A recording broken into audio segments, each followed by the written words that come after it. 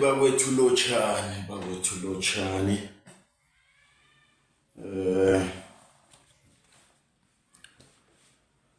Kungumvulo siyalotshisa nokuthula akwande. Alenduli akwande. Bakwethu ngithemba bonyana nivukile, nihlwe kamnandi khulu ebusukwini banamhlanje sisaragelisela phambili ikulumo yethu yangomvulo omunye ngemva kweveke epheleleko lapha bekade sikhulumisana khona nomkhulu Mbonani okungulaphi wendabuko la besithi khona ukubuyiswa nokuvulwa kwento zakho zibuyiswa sinjani lokha nawuvaliweko. Yeke ebusukwini banamhlanje sisilinde umkhulu Mahlasela okunguye esizokuba naye azosihlathululela kabanzi bonyana lokha nathiwa umuntu uvaliwe namtjana inhlanhla zakhe zivaliwe kusuke kutshiwo into enjengani begodu ubona ngani bonyana inhlanhla zakho zivaliwe nokobana zivulwa njani ngengikuphi okufuze bonyana ukwenze ekutheni zivuleke. Sizokukhambisana nomkhulu Mahlasela ebusukwini banamhlanje siba kwethu ukhulumisa indaba yokuthi usesengangendumbeni kodwana uyaphuma ingasikade ibeseke uba nathi sikhambisana kunye naye. Kumandla ngomnguni Isibongo, ibizo lami nguntshebe.com ngokwaziwa. Le yiZanonke podcast la sithi khona ungafeli ngaphakathi mntwana ekhaya, yewize sikhulume. Silinde umkhulu Mahlasela ngokutsho njalo lotshani. Nokuthula wanathi sivukile mama, ngabe kuzwakele, siyathokoza ukuba nathi ebusukwini banamhlanje silinda umkhulu Mahlasela bakwethu nenge singaba nenhlanhla namtjana nechudu sizokuba nobaba uMafohla. Ubaba uMafohla naye sizokuba naye nenge ichudo lujahatele ngakithi. Yeke silindile ngokwenza njalo sithembe bonyana la angakhona naye ubaba uMafohla izamvumela inetwork ngombanyana igezi siyazi kobana iyathathwa endaweni ezinye bakwethu. Yeke akhe silinde umkhulu Mahlasela ngesihloko esisiphetheko namhlanje sikobana zivulwa njani inhlanhla ezikulahlekeleko namtjana ezivaliweko. Zivalwebo siyazi endaweni ohlala ngakizo, kungaba semndenini into efana nalezo. Silinde umkhulu Mahlasela bakwethu. Simlinde ngokuthepha iscreen to try and attract abanye abantu kobana bazokungena. Kungenzeka okuzokulethwa ngilo naloya kungahelebha nawe.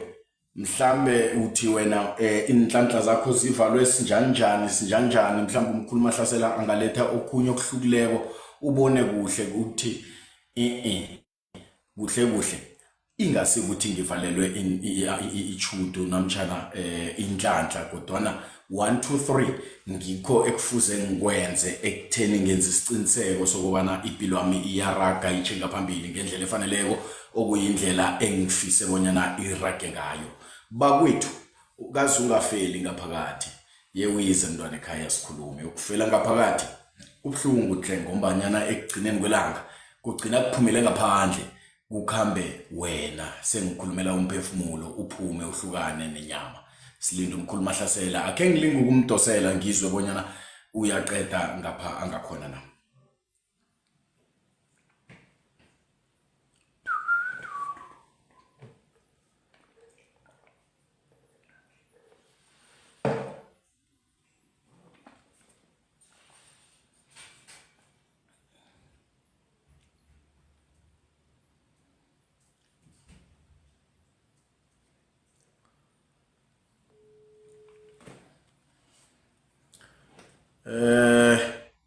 Kesilinge nokufuna ubaba Mafohla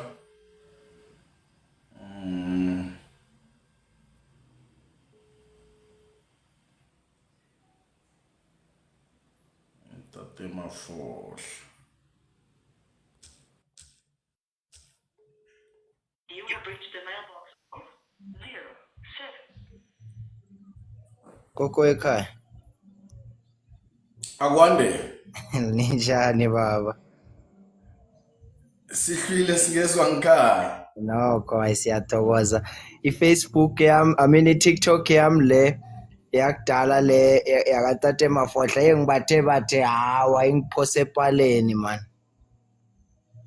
Ya ngiyabona nami ngikubiza ngakiyo angikufunyani. Chobe yami yebo sakubona. Nihlwile baba Mafohla enyakeni omutsha. Nyaka omutsha okuzemne. Hawa sihlwile babunguni. Siyathokoza kakhulu nyaka omutsha. Nyaka fresh. Yeah, no siyathokoza asisakwazi Mr. Mafohla sisakwazi uzifihlile ubalekile. Hayi ngikhona mphathi ngikhona sesikhona sisachuba lebe sicalile. Yeah. Yes. Untate Mafohla usebenzela ngakuphi njenganje? Ngikhona ngapha ngeSiyabuswa A ngemva kwembalisto. Oh, okay. Iye. No, siyakuzwa. Sithokoza ukuthi usijoine man. Umkhulu Mahlasela ukhulumisa indaba yokuthi ngathi usesengendumbeni. Kodwa nabe kathe uzosijoina in 5 minutes. Sesizokubona ngaye ngicabanga njalo. Yeke ngingazi bonyana wena ehlelo lakho lijame sinjani awunabantu la ungakhona. Bengisawa attend abantu kodwa ke nje ngo7 o'clock bengivali 1-on-1 ngithi laba ebaseleko baza ngibona kusasa ngo8 o'clock ekseni. Okay. Iye. Okutsho bonyana ithuba isikhathi unaso. Nginaso mphathi. No siyathokoza. Lotshani Mam J nihlwile sikhambisana noBaba Mafohla namhlanje umkhulu Mahlasela uthi uzosijoina ngemva kwemizuzu emihlanu kodwa ngibona seyiyadlula but ke Ntate Mafohla kade manisagcina akhulotshise mhlambe abalandeli nababukeli beZanonke podcast for that mhlambe ngikwazisa bonyana namhlanje sisigijima phezulu kwasiphi isihloko. Ngiyathokoza kakhulu babomnguni ngithatha ithuba lengilotshise konke la kufinyelela khona iphimbo lika Baba Mafohla. Ngithokoze kakhulu ithuba lokuphiwa ngapha kwaZenonke podcast. Kumusa lokho kase ukuthi ngimkhulu kangangani ngase ukuthi ngihlakaniphe kangangani kodwa kumusa kaZimu ukuthi siphinde sihlangane namhlanje. Siyathokoza Ntate Mafohla. Kazi solo sagcina unyaka opheleleko ngalesa sikhathi ngigijimisele endaweni ethile. Hey baba. Yeah. Ukasayitsho leyo sinisagcinana ngalobo busuku ngizidagele shem ngemodoro yazi into ezemodoro zizakulalisa ngesikhangeni. No injalo. Ngaphandle kokumorosa isikhathi Ntate Mafohla sigijima phezulu kwesihloko ebekade sisiphethe ngemva kweveke epheleleko la kodwa ngonobangela wesikhathi asizange sikwazi ukuthi sisicede nofana lo muntu obesigijima naye isithekele besigijima naso asizange sikwazi ukusihlathululela okunengi kangako yeke saba nehlelo lokuthi sizosiragelisela phambili ngokuzako okungilo ilanga lanamhlanje la sisiragelisela phambili khona lesi sihloko engicabanga ukuthi noma ngikuhijacka nje ngigijimisisa phezulu kwaso angiboni bonyana ngaba nzima ukusihlathululela ngonobangela wokubana usebenza ngabo abantu nawe. Njalo ba. Siphethe isihloko esithi ukubuyisa namtjana ukuvula indwe zakho. Vane sesikhuluma ngani lokho kuthiwa umuntu uvaliwe mhlambe ngaba ichudo elithile ebekada nalo akasenalo ngombanyana livalwe ngabanye abazi ngendlela ezihlukileko and so forth. And nangabe umuntu uvaliwe ubonakala sinjani ukuthi uvaliwe yena uzibona njani ukuthi inhlanhla zami nomtshana ichudu ngakimi alikho ngonobangela wokuvalwa ngendledlana thize and so forth, and then zibuyiswa njani into efana nalezo emntwini into zakho ichudu namtshana inhlanhla? Ungibuyelelele yona baba uMnguni, umbuzo wakho ngibangibuyelelele wona. Abantu kukhulunyiswa indaba zokuthi kubonakala kwangasuthi nginebhadi into efana nalezo, kuvele ukuthi ngivalwe inhlanhla, anginalo ichudu lezinto, angiphumelele empilweni, impilo yami ibonakala ijame endawo yinye ngonobangela wokuvalwa inhlanhla. Ngizibuyisa njani inhlanhla ezivaliweko ezibonakala zivaliwe namtshana, and then nenge ngivaliwe ngizibona ngani bonyana ngivaliwe? Okay, ngiyathokoza ngikuzwe kuhle.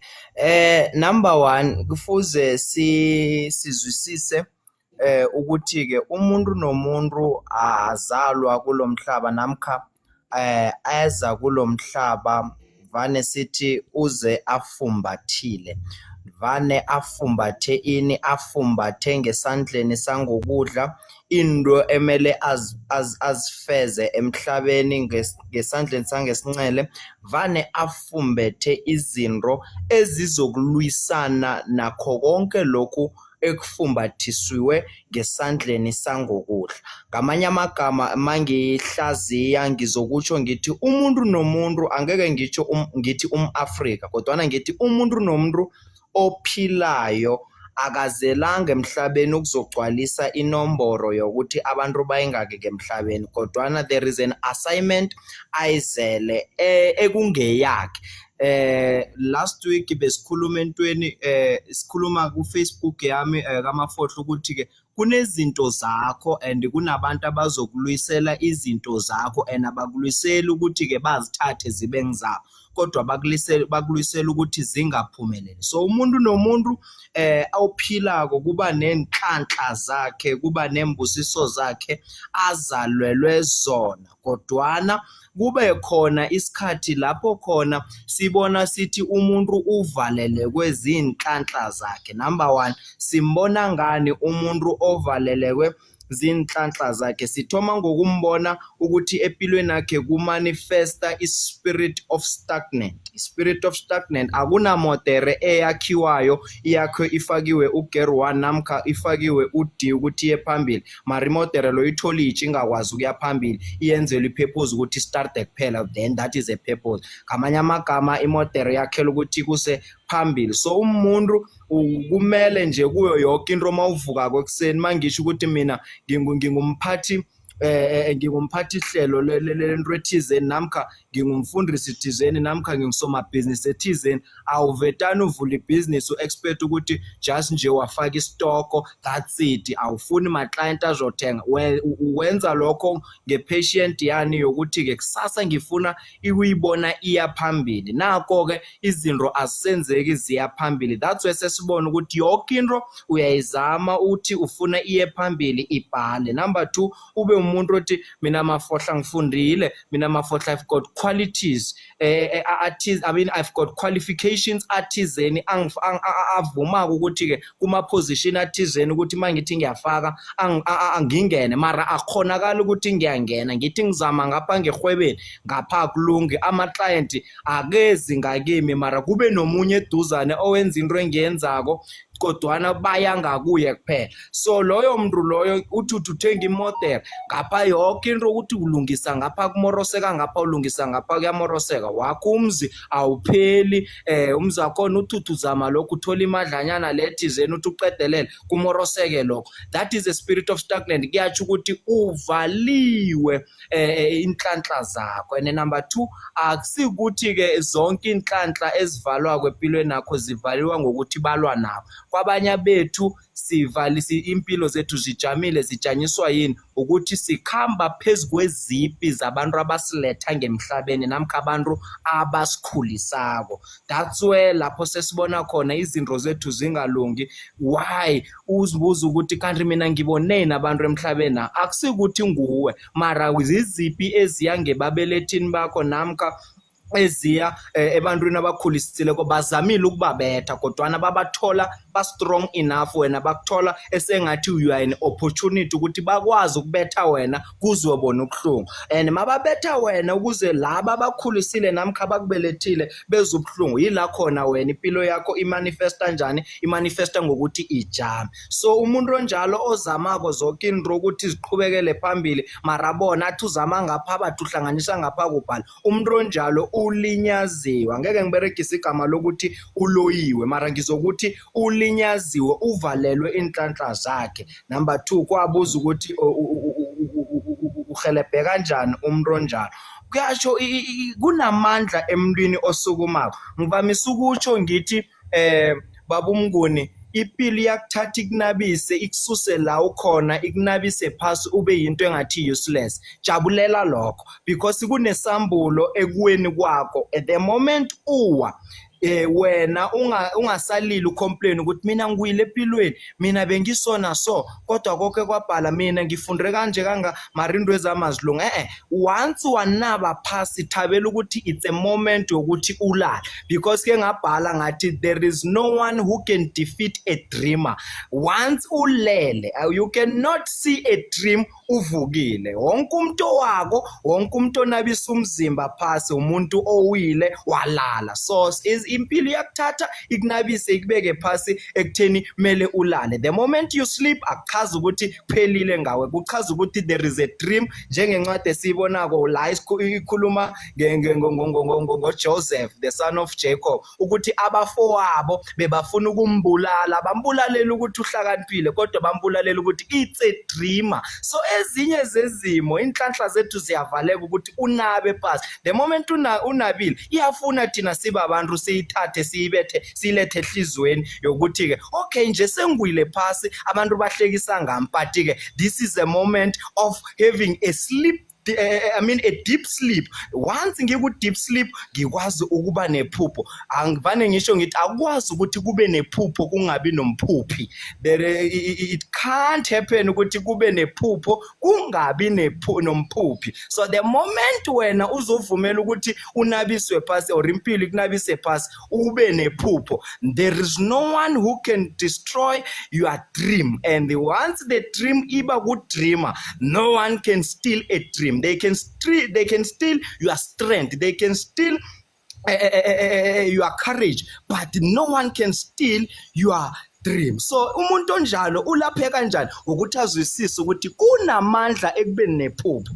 yabona kuyingozi babumnguni ukuthi uthi uphila unabiswe impilo then uqale uzijudge uthi mina ngisihluleke ngcono ngizikhunge uyiba sepointini lokuthi this is a moment whereby I need to be in a sleep in a deep sleep you need to be in a deep sleep the moment uba ku deep sleep that's where the dream come the moment iphupho liza I used to say if there is a vision there must be a provision so uNkulunkulu nezithunya azikwazi ukuletha iprovision kunganayo ivision so umuntu umthola ukuthi unabile empilweni akasana lutho then azinikelela hayi ngcono ngiyozibhemela ama drugs ngcono ngizinikele etshwaleni ngingcono ngizenzele so umuntu ongafuni ukunderstanda ukuthi mina njengoba nginabile I need to be in a deep sleep the moment I'm in a deep sleep the dream shall locate me and the moment kuza dream that's where God will bring a provision empilweni yakho ithi ngabe isiceda mlozi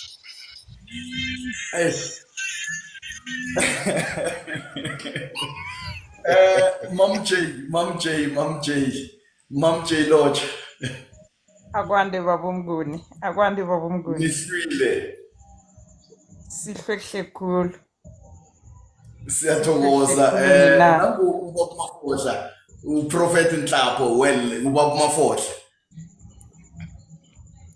ngimlalela ya ngibawa umlotshise Mam J sikwazi ukuragela phambili akwande babunhlapho Mafohla lo nonhlapho lo iphereh izirehe lela kaNhlapho sibongo sami leso igama lika Mafohla ligama lesithunywa lelo engikhamba ngalo ngiliberegisa awasithokoze babunhlapho sithokoze aha silalele yeah sisalinde nomkhulu lo uMahlasela singazi bonyana uzagcina afikile na nomtshana uzasibambisa ilitshe njengeveke leya Njengamsopa. Okay. ya Tata Mafohle mfo ngiyakuzwa reg now nakuyenzeka ke umuntu loyo ukiso lesi simo sivezako so kuba ku spirit of stagnant and so forth uhelebheka sinjani mhlambe uchingapi ukuze afunyane ehelebho ekutheni kuvuleke lokho akubone ngazuthi kuvalekile. Ngiyamhlonipha umuntu othi mase azizwa umnuko athome afune ihelebho lokuthi umnuko sosuka kanjani. Kubudisi uhelebha umuntu ongakazwanga umnuko mawuya kuye ngokuthi mawuya kuye uthi cala kunephunga elisho engilizwako kuwe umuntu onjalo angeke akuvumele uyokuthi uyangidelela uhlulwa zindaba zakho. So umuntu onjalo fika esigabeni esijalo it's a moment lapho khona kumele athi makavuka yena azinuke yena azibone enze i-self introspection azicala esipilini ukuthi you know what mina mani mangizicala so akusingimi lo awazi ukubona i-spirit of stagnant empilweni yakho ungakahabi ukuzazi ukuthi wena ufanelwe yini. Ke sabambe enye subject babumnguni ethi you will never know what you deserve until you know yourself. So the moment you know yourself wazi zonke izinto emele zifikele empilweni yakho. So umuntu onjalo uhelebhe kanjani ngokuthi makasukuma azinuke yena azizwe ukuthi nginephunga then ekuzweni iphunga ahlole ukuthi ke ngubani umuntu ophiwe ibizo kazeli namkha ophiwe isibusiso sokuthi ahelebhe abantu abanephunga thizeni. Nangambala uyezwakala akhe ngidobhe nakumtato kungenzeka nguye umkhulu Mahlasela just a second. Okay.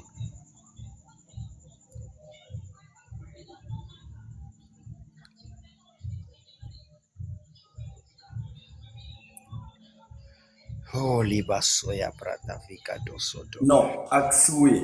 Yeah. Bakufunyana kuphi ngaphambi kobanyana sithole imibuzo mhlambe from ebantwini abakhona estopini nabakhona kupaneli. Bakufunyana kuphi Ntate Mafohla nenge bafuna ihelebho lakho abantu nokubana uhelebha ngani? Okay. Number 1 ngizokuthoma ngale yokuthi ngibereka ngani namkha ngihelebha ngani. Ubaba Mafohla ungumprofeti osebenza ngekwesintu nangekwenkolo. Leyo anginamahloni yokuyitsho ngimuntu obereka ngekwesintu nangekwekolo because I believe so much in African spirituality ngiyakholelwa futhi nangenkolweni.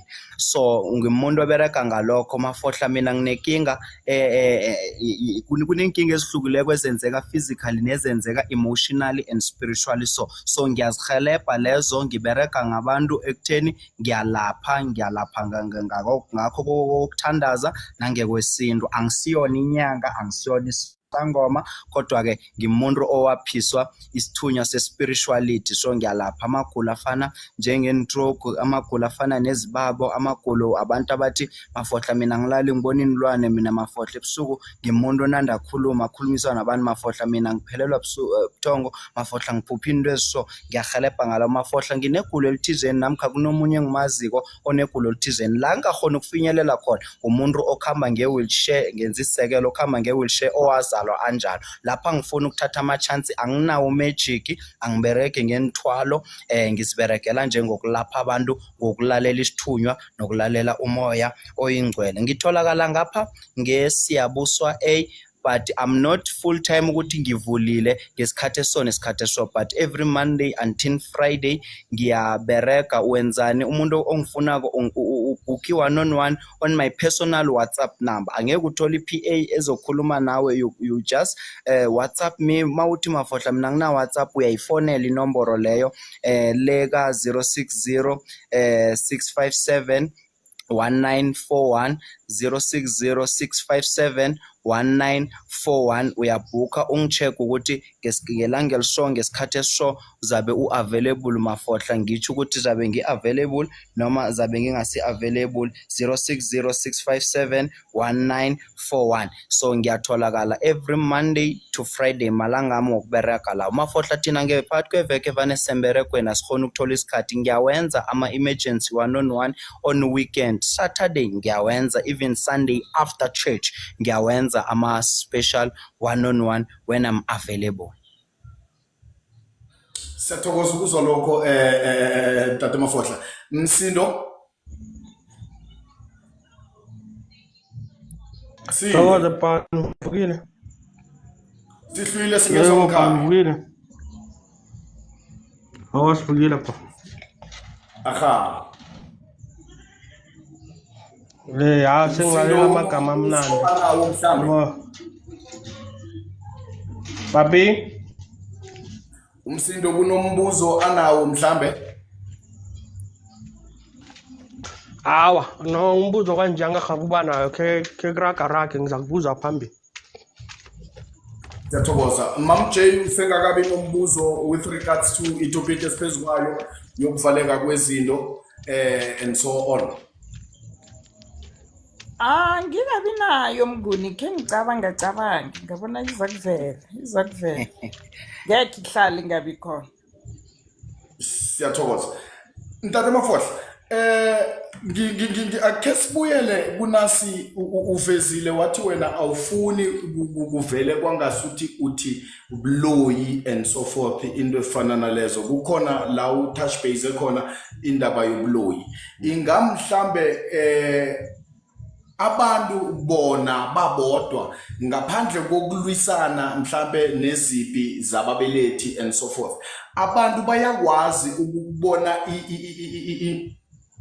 i-future yomuntu endleleni sikhamba sizwa kuthiwe abantu abagangako they can see into ozokuba ngiyo kusasa and then bakwazi ukuthi bayibloke leyo nto leyo ingamhlambe kuliqiniso kangangani ukuthi indeed abantu bayakwazi ukubona ikusasa lami ukuthi lisima kanjani and so forth and then babloke ukuze kungafinyeleleki kilokha engifuze ngibe ngikho. That's number 1. Number 2 ngibadisela kangangani abantu abahona ukubona ukuthi indeed lona singamhelebha kusasa uyokuba phezulu kunathi. Uzimu wayidala into leyo kuphenduleni umbuzo wakho wokuthoma wayidala into leyo yokuthi ke in life mawuphila kumele uhlangabezane na two group of people. Ake ngiyibuyelele uzimu wayidala leyo nto ukuthi mawumuntu ophilako empilweni yakho you need to meet two group of people. Number 1 uyayimitha igroup esibiza ukuthi ama-destiny killers. Then number 2 uyayimitha igroup yokuthi ama-destiny helpers. Ake ngikhulume ngeyokuqala. Ukuze sibe nento yokuthiwa ubuloyi ayiqala ebuloyini into yakhona kodwa iqala kule environment kune department yabantu esibabiza ukuthi ama-destiny killers. Awobane ama-destiny killers? Ama-destiny killers abantu abakwazi ukubona ubaba uMnguni avula i-podcast bayibona ukuthi le podcast le iyo yakude sesiyayibona mayiqala yaqala nga2 viewers kodwa manje seyikwazi ukufinyelela la then i-destiny killer ikutshele every negative word ubungozi noma abahlezi ba negative ngayila iqala khona because they can see I can say akunabantu abaspecific ukubona i-future yakho but everyone unali lihlo lokubona impumelelo yakho ngokukujaja kunginamhlanje uyakhona ukubona umuntu usafunda esikolweni igrade 3 ne4 ukuthi this one uyoba ingozi lo uyofunda azaphakamisa umndeni wakhe ngani ngecharacter oungiyo nami ngecharacter onayo oyipresentako ebantwini. That's why sibona ubungozi bobuloyi angeke ngifocus kakhulu esubjectini ye-destiny helper but ngizofocus kule destiny killer. So i-destiny killer ile ekudiscourage bese why discourage because ayinayo inhliziyo yokukufisela okuhle from the heart. Yingakho ngisho ngithi ikhona into yokuthi ke abantu bayakhona ukukuvalela into zoba ngiyo kusasa namkhi kusasa lakho kodwa ke balibona ngani ngento ngiyo namhlanje bahona ukuyibona ukuthi into eso iyokuphumelela kangakanani ibe ikulu kangakanani. That's why ubuthakathi sebuthoma kuphi. Ngivamisa ukuthi sesiphile esikhathini lapho khona ubuthakathi asisebuthakathi ngomuthi kuphela mara ubuthakathi ngehliziyo. Vane ngimsaba umuntu othi hayi ukuthi nginomona nemara ubaba uMnguni lo iBM lakhe liyokuchayisa unyaka lo. Ula kuthoma khona ubuthakathi lobo obukwazi ukukuvalela into obangiyo kusasa. Hayi ukuthi nginomona nemara ibusiness lakhe lelo lokuhayarisa ama mobile fridge nani angeke liphumelele uzobona bayeba. Yila kuthoma khona ubuthakathi and ubuthakathi mabunjalo abuvali ubuwena bakho banamhlanje kodwa buvala into abayibona kusasa eyoba yikulu empilweni yakho kusasa. Bakubona sokunamahwebo bakubona ukuthi awusadosi ngeBMW so wadosa ngenkolo ezihlukileko zigcwele so ne-workshop bakuvale ngehlizweni. Umuntu omthakathi namkha okuvalela izinto akavuma ukuthi mina ngomthakathi. Ubuthakathi kuligulo baba uMnguni nabakhona egroupini nabasilaleleko. Ubuthakathi kuyigulo ongalivumiko kodwa ukhona ukuphunya ukhelo ukuthi unalo igulo lelo. Nimqaleni musiyambona sekakhohlela njani nje amalanga la uyakhamba amagama amathathu wonke uyakhamba soon sobe simbeka. Ubuthakathi lobo obukhona ukuthi ungafinyeleli la emele ufinyelele khona. So ubuthakathi into yokuthi umuntu akubonelele ikusasa lakho ikhona. Ingakho namhlanje siba nento ukuthi masihlezi sishumayeza into yokuthi don't be afraid of holding your friend isandla and shake your friend isandla uthi congratulations uNkulunkulu akakwandisela. Ingakho mawuthatha kuba ne-section la khona kuyokhuluma nathi okhulumela umngane ngikufisela okuhle emshadweni wakho. But-ke ubuthakathi buyaba khona ngikhona kuprogram kunokuthi ngikhuluma ukukhanya kuphela ngize ngisho mina ungithole ngihlezi lapha ngemic lapha emshadweni wakho baba uMnguni etendeni ngisho ngithi uqaphele baba uMnguni umshado unzima hey uqaphele kwabhalela nabomkhulu nabogogo so ube namandla lapha kukhulumi mina kodwa kukhuluma ubuthakathi obukimi ngamagama angikhulumi okuhle kuwe. So ngiyahona ukubona ukuthi umtshado lo yokuba muhle lo umtshado lo kuyokubanjwana even though kuzoba nama challenges but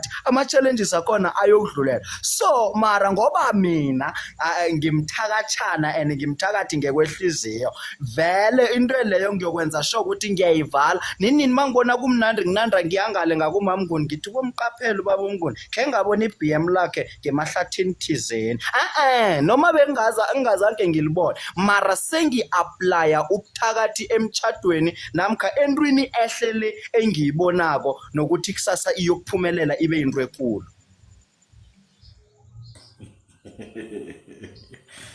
Yeah, no, uyezwakala mfundisi yazi ngiyahleka ngendlela uzithula clean ngakho ipendulo zakho bakwethu anginamukele manenge mhlambe kunemibuzo eninayo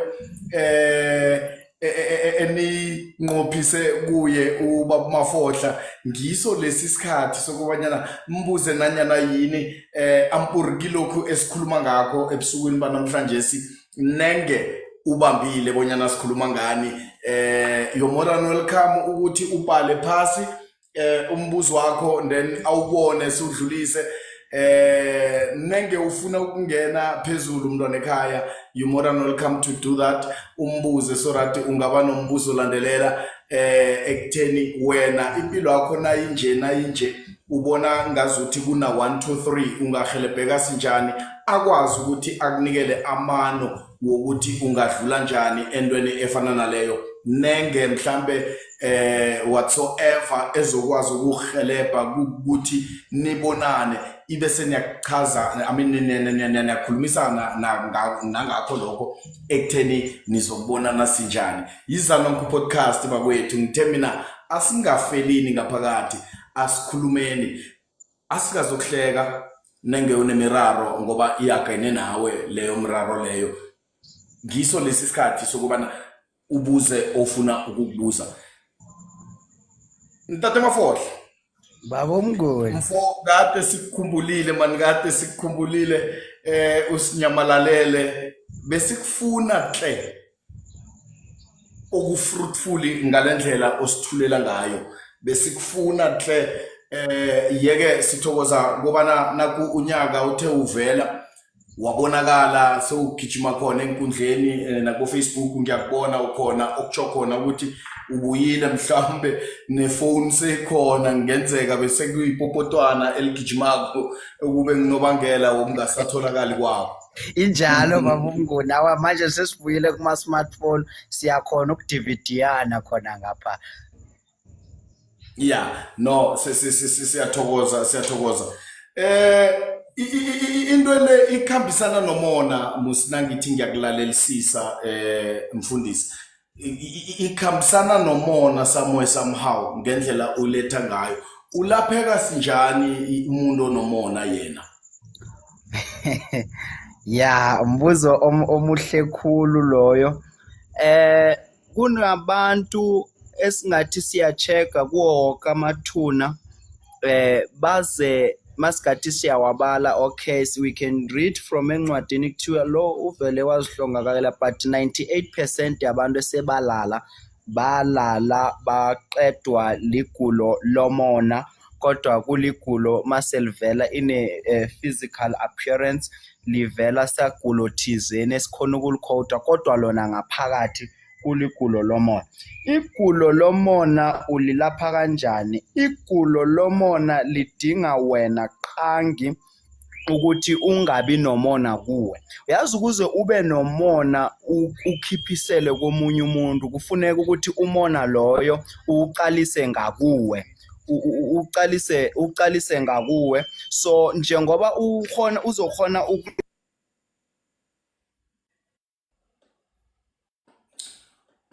umutile nangabe uyangizwa mfundisi umutile ngakuwe Ngiyaxolisa kakhulu yahwatheka. Bengisakhamba ngokuthi ukuze ulaphe umona kumele number 1 uzicale wena ukuthi kazi mina vele igulo elinginalo na. The moment uzithola ukuthi igulo elinginalo, that's where you need to exercise ulwe nalo. Uyazi igulo lomona lihlala nonembe zakho and ukuze ulinqobe igulo lomona ulithoma ngani ngokul exercise emntwini lo onomona kuye umlando uthi uyazini Baba Mnguni angifuni ukukhuluma kakhulu ne zanke ngithande zanke ngithabe mangikubona uthenga imodera yakho kodwana ke ngiba ukutsho ukuthi ke hawa ngiyakhalalisela ngiyafisa namkha ngiyakhanuka ukuthi ngelinye lamalanga nami ngifinyelele ezingeni afana newenu la and saphethenye yokuthi umona ulisa kanjani ngoba nakho ukufisa kuyisona nakho ukufisa kukodwa kuyisona but we gonna deal with that one in a separate way. Kodwa ke igulo lika mona umona ulwa nawo ngokuthi emntwini lo malithi liyavuka uye kulomuntu loyo uyomcongratulate namkho uyomfisela okuhle ulwela ukuthi ukukhiphe ngehlizweni noma ihliziyo ifuna ukukulwa nawe but you need to understand ukuthi into le ifuna ulwe nayo akunamlaphi wendabuko akuna dohotere wesilungu namkha wesikhuwa akuna mfundisi ongathandazela umona uphume ku kodwa umona ulwa nawo wena ukuze ungasabi namandla empilweni nakho.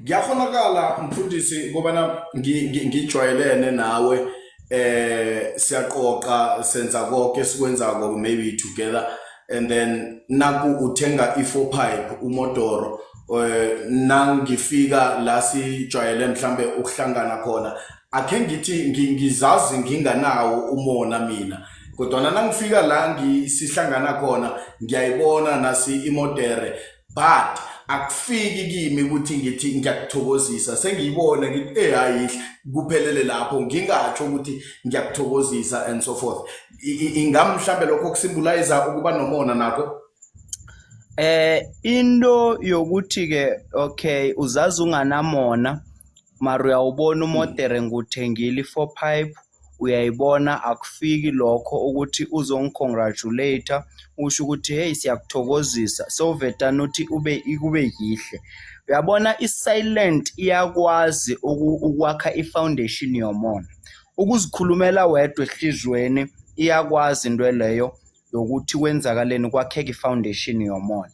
Kuba nento yokuthi uthi uthulile uyabona abanye bajabulile inandi yaqalwa yo wena uthulile awuyenzi into leyo. It means you are allowing ingelosi yomona to build a foundation yomona ku. Yingakho siyenza practical this thing senzani sisukuma sinanda si-congratulate. Kuyafika esinye isikhathi mphathi ungafisi nokuthi umuntu umcongratulate, but for the fact ukuthi usukumile it shows that you are trying by all means to defeat umona ungakhi foundation kuwe. But ukuhlala kwakho paso vetane yona yila sekuyodaleka khona umona because zabe soba nengqongqo nonembeze. Ukhumbule ukuthi unembeza nengcondo izinto ezine distance nyana, kodwa ke umona ukwazi ukuye ukudisha nengcondo kodwa umona udisha nonembeza. So unembeza wakho uyoqala ucoce nomona, then the moment uthulile njalo ucocisana nomona kube nenegativity eyakhekayo bese iyagijima mase i-concluded emoneni nasehlizweni or nasehlizweni iya straight engcondweni, then mase isengcondweni that's where iqala ukuphunyukhela khona. This is a pattern esuka from emoneni nenhlizweni. So the moment uyibona iyihle it's very important ukuthi usukume umhalalisele umuntu ovelelwe into ehle. Ekuvulekweni ekuvalekeni kwezinto zakho njengoba isihloko sithe zibuyiswa njani zivulwa njani into zakho, ingamhlambe kuyenzeka ekutheni into zami zivaleke ingasi ukuthi zivalwe babantu abathile but zivalwe ngimi ngonobangela wokuba nomona kwabanye abantu. Izinye zezinto ezivala impilo zethu zisukela kithi. Siyakwazi thina ukuziloya kwathina ukuthi izinto zethu zivaleke. Ithi ngicocela isiphiro, uZima akakwazi ukubusisa umuntu onehliziyo enzima. uZima akakwazi ukubusisa umuntu ongafuna abanye abantu babusiseke. Abezima bakwazi ukukhululela umuntu indwe zakhe ongafuni ukubona abanye bakhululelwe bezimbabo empilweni. So indwe ezinye akusikuthi siyaloya kodwa ngithe siziloyako ngenhliziyo zomona. Umona mawukuwe uyakhona ukukuvalela izinto zakho because of uyingozi umona, ngoba the moment unomona bayokuvulela izinto ungasaboni nembusiso lezo zakho. Uyazi ukuthi umthakathi angathenga iBMW 4 pipe bese wena uzithengela ngingasho ngithi quit, kodwa umona umenza abe nenkinga nequit lakho yena gijima ngemoto ephezulu. Uyayibona ukuthi awusakhona ukubona ukuthi hayi man I'm above this person, kodwa umona uyakwenza ukuthi ungajabuli noma siphethele iquit. Uyayibona? So akwazi ukuthi uZima nabezima bakuvulele into zakho the moment usalwela usasenenkinga yomona, because you will never recognize your blessings or whatever greatness that you carried with your hand while unomona. Kunana sikulumo Ntate Mafohla ekhamba ivela ebantwini esiphila nabo ngeke ngithi izwakale nje endleleni, uzwe umuntu mhlambe asithi lo muntu lo angimthandi, igazi lami alikhambelani nelakhe namtjana umoya mawumthandi. Uyamazi umuntu loyo na? Iyangimazi, akusimuntu engihlala naye kodwa ihliziyo wami ayikhambelani naye, igazi lami alikhambelani naye. How is that a phrase relating to umona mhlambe? Iyaba khona ikulumo enjalo babumnguni, umuntu ungamazi, umuntu nje yazidlulela ungamazi nokuthi uhlala endlini enjani namkho uyazihluphekela mara sotsho uthi esengathi igazi lami alikhambisani nomuntu so. That is not a proper way yokuyibeka into enjalo. Ngesinye isikhathi uyakwazi udlulana namkha uhlangane nomuntu othwele izinto namkha imimoya emimbi phezu kwakhe, uthi uyamqala imimoya leyo ingaconnecti nengilosi yakho. Loyo muntu uphethe izingilozi ezimbi, uthi uyamqala umfanise ngathi mara lo yazi the way ngimbona ngakhona ngathi angakhipha umesa angigwaze. Umuntu loyo ohlangabezane naye umuntu othwele imimoya emimbi angakhoni ukuyibona yena, kodwana uyazi yena ukuthi unjani. Ukuthula kwakhe umuntu uyayizwa imimoya kodwa akayi-understand, abanye bayi-understand. So mawuhlangabezana nabantu abanjalo babomnguni, babantu abanemimoya emimbi emnengi, bese mawuqalana nabo imimoya leyo ingacorrespondi nengilosi yakho, then you gonna feel otherwise, uzozizwa nje ungekho comfortable so mawu around ibona. That is a sign ukuthi ke loyo muntu ohlangabezane naye unemimoya thizeni emimbi engakhamisani nengilosi yakho. Then thina sesitsho sithi umroshwa ngimthandi, umroso igazi lami alikhamselana. Akunanto yegazi la esihlanganisako, kodwa si understand into yokuthi umuntu nomuntu nengilosi yakhe. So the moment ingilosi yakho ihlangabezana naloya, yila khona uzomfila ngenye indlela. Ingakho sikhona ukubona ukuthi however since mina ngahlangana nomama uzibani bani, saba semtchadweni indwe zami ziyavuleka, namkha saba sebudlelwaneni thizeni indwe zami ziyavuleka, bese kube nomunye uhlangabezane naye nibe kumathandana indwe zakho zivaleke zonke. Umuntu onjalo uzuthi uyazi uyanti nomunye uhlale naye mara mawumbona sinihlale 1 week, elinye ilanga lela after a week uyakudina nyana. Yimimoya elwako, inthunywa, isithunywa sakho silwa nemimoya esiphethwe isithunywa sale yanto le. Yila seyizothi masingenelela deep igcine seyisisa kuma soul ties, isise kuma spirits emiqhwabo. Abanye benza lokhu thizeni, abanye baphethwe imimoya bathi mabaya ngemajele zanke baphume bagezi. Uyayibona ukuthi banjani? That's why sesiba nento ukuthi uqeda uphume ejele kumele ugunde, kumele wenzele into zamabhadi. Abanye nje imimoya yamabhadi thizeni igcwele kibo, mayihlangabezana nesithunywa sakho azikhambelani. Uyezwakala. Nokuthula Precious asikulotshise. Sisinokuthula. Sanibonani. Lotsha. Nobaba uNhlapho ninjani? Siyaphila njani? Ile masingezwa nkhaya. Hayi siyaphila nathi. Hayi ngiyasithanda isihloko sanamhlanje. Hayi siyangikhuthaza kakhulu shem. Esibhekene nezimo ezinye ezingabuyele emuva, ubunzima esibukuwo. Into enye engicela ukuyibuza yona baba uNhlapho ukuthi why kaningi umuntu onenhliziyo enhle akukhona ukuhawukela abanye abantu yena angakhona ukuzihawukela? And mawuthi uyabheka loyo muntu loyo izinto zakhe zihamba kancane or akafiki empumelelweni kula afuna ukufika khona. Bengizibuza ukuthi kubangelwa yini lokho? Aha, ngiyawuthokoza umbuzo wakho. Umuntu oba nehliziyo ehle khulu akhethe ukuthi noma aphethe i100 yokugcina atsho ukuthi le ngiyokuthenga ngayo ipuphu, kufika omunye umuntu alila amnikele yonke. Umuntu number 1 ekutheni sabanjiswa ngekweBhayibheli into yokuthi sibusisiwe isandla esiphako kunesamukelayo, yaphelela lapho. Kodwa ke zanke safuna ukumeditate nokugena ekutheni esandleni esiphako esesihlezi sibusiseka. Remember sibusisekile kodwa ngumapha ama-challenges alwisana naleso sibusiso. So ekupheni kwakhona or ekubeni free kakhulu ekupheni, okay, kukwenza ukuthi wena ekugcineni uzithole sowudelaya, usalela emva, laba obanikelayo baya phambili, urare ukuthi kani kunjani. Akusikuthi ihliziyo ehle khulu, kodwa ukuthi sileke imfundiso yokutheni ekupheni kwethu akusikuthi kumele uphe konke lapho uba khona. Isandla siyavinjwa sesinokuthula ngesinye isikhathi ngoba wangalalela inhliziyo kakhulu yila seyiqala ikwenza ukuthi uphe namkha utshale nemhlabathini ongavuni. Safundiswa into yokuthi mawupha kakhulu uzwela uba nenhliziyo ehle ebantwini uyatshala uzawuvuna ukudla.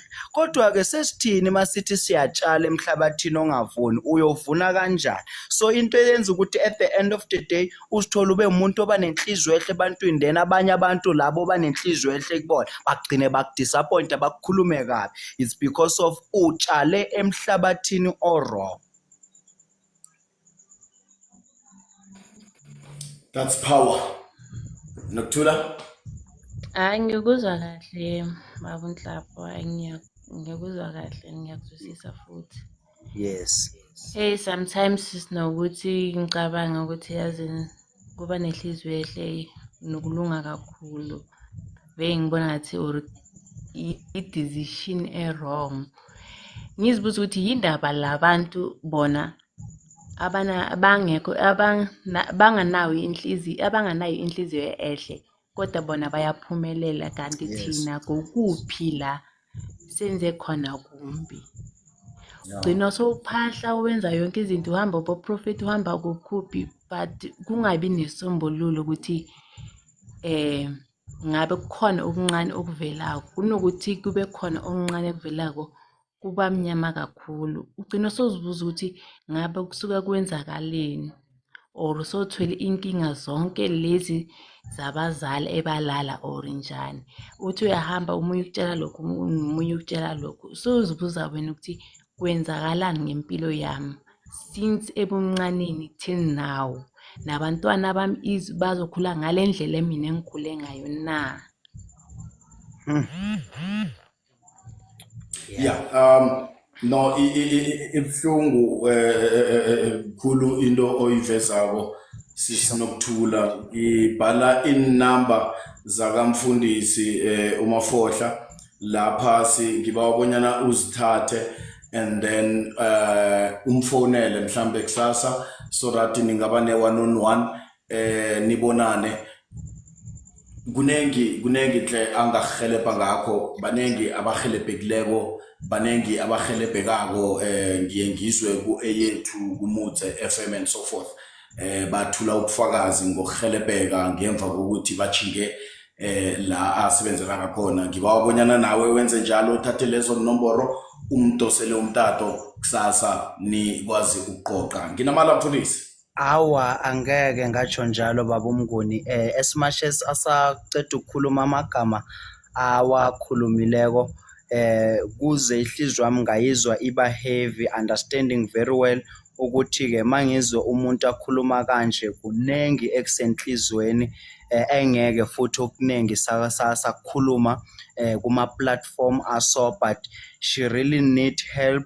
Angeke ngasho ngathi counseling yodwa, but she need a person ozotsho engasho ngithi mama uhambile kakhulu, uyasho ukuthi uhambile abaprofeti wenza konke ngithi but ke akubonakala ukukhanya. I'm here to be patient with you and in a process yakho until you see light empilweni yakho. You are free to WhatsApp me, you are free to call me. Ngiyabonga kakhulu baba uNhlapo, ngiyabonga kakhulu. Siyathokoza Nokuthula. Inamba ngiyo leyo, uza WhatsApp kusasa or tonight, it's fine, whenever umfundisi ufree. Mhlambe ngaphambi kobanyana sivale mfundisi, ngibona kukhona ubaba ongenako, well ngizomdopa ngingasikade. Nakuke mfundisi sesihlokweni sokuvaleka kwezinto ngonobangela ukuthi sivalwa babantu, ngonobangela ukuthi sivalwa ihliziyo yakho and all into efana nalezo. La ekutheni abantu bayakwazi mhlambe ukuvala indwe zakho ngokuthi uphisane ngemali. Sesisaba namhlanje ukupha abantu ababawako, umbona umuntu ukuthi lokwanga udosa emhlweni kodwa usabe ukuthatha ethengako umnikele esandleni ngonobangela wokusaba lokhu okuzwakalako ekutheni ngemali abantu bayakwazi ukuthi bakumorose ingamhlambe lokho kuliqiniso kangangani ekutheni bayakwazi ukuthi bangakuvalela izinto bangakumorosela impilo ngale iranda engimnikele lona. Kunabantu abanengi abalimala financially so bathathelwa ne-financial breakthrough yabo ngento yokureleasa imali. Ake ngikutsubhule lokhu, uma ufuna ukubamba igundwana ngeke wabeka isihlahana sodwa kodwa umele ubeke into eyifunako esoloko ibhudulula ngemakhabetheni ukuze uyibambe. So in order ukuthi uyibambe lento uyilimaze, you need to give igundwane into eyithandayo namkho uyifake ku-comfort zone ukuthi mase ifika lapho ithi cafu yila ibambeka khona. So that's why ngitsho ngithi nomuntu osizako njengoba ngizothi baba uMnguni ngisacela ungiboleke u100 ukuze ngikubambe ngiyazi ukuthi inhliziyo yakho imhlophe uzongisiza ngayo, kanti ngikufuna la uzongisiza khona uvula inhliziyo yakho unginikele yona. Ekunginikeleni kwakho yila ngiyokhona ukukuvalela khona because your seed iseed yakho ongiphe yona uyikhiphe enhlizweni ebuhlungu, uyikhiphe enhlizweni evulekileyo. Hayi ubuthakathi ofana nalobo bokuthi abantu bakuvalele ngekwemali ukuthi amandla bawathole ekutheni imali leyo vane uyikhipha from the bottom of your heart. Oh my God, mangayitshontsha imali on your wallet ngithi ngiyokuvalela yona ngeke ikuvaleke, kodwa the moment you release it with your hand ngenhliziyo yakho, that's why ivale izoba nensebenzo ukuthi bangiyisandrawana thizeni isetshenzwe. It doesn't matter ukuthi ibanjwe abantu abayingaki, but as long as it's from the product esuka kuwe enhlizweni kuba lula namkha kuyenzeka ukuthi uvaleleke namkha ubanjwe ngalelo ranta lelo olikhiphileyo. Mfundisi Sithokoza kwamambala Mr. My Invoice.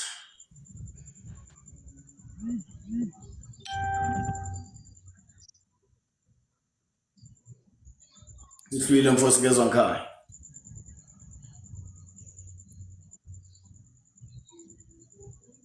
Aha, nangakho ikhosi phakamise kubo.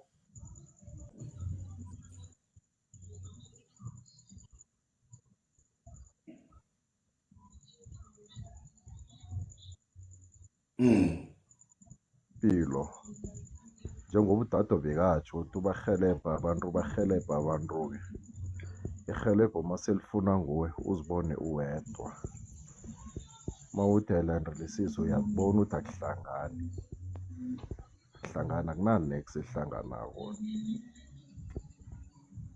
Mawuthi yaqala iye ukuzala uzuzela ufumbethe, mara ukuthi ufinyelele kulokho kufumbethe kokho akufinyeleki. Nanoma ngathi mhlambe ukhamba uye emntwini or uya kumuntu, ihelebho lakhona liphelele endleleni, alifike ekugcineni. Into leyo isuke ibangwe yini mhlambe ngathi mhlambe ingelosi yami or sithunywa lesi sami asifuni, kodwana ukwenza ngiyafuna ukwenza umehluko empilweni, kodwana hawa akuhlangani.